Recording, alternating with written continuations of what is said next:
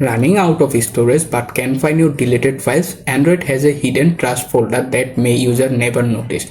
In this video, I'll show you where to find it, recover files if possible, and free up valuable storage in just a few minutes. So let's get started. First, unlock your phone, then swipe the home screen to open the app door.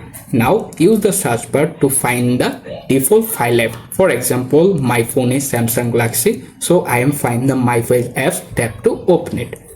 After open the app, scroll down a little. Here you can see the utility section under the trash or recycle bin option. Tap to open it.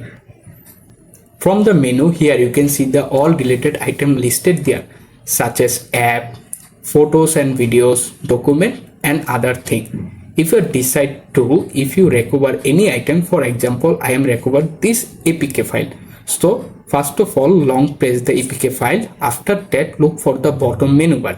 Here you can see restore option appear. Tap on it and automatically restore it. But if you decide to, if you clean up your storage, this means to free up the trash folder or fully clean. So this time tap on the three dots more icon in the top right corner. After that, hit empty.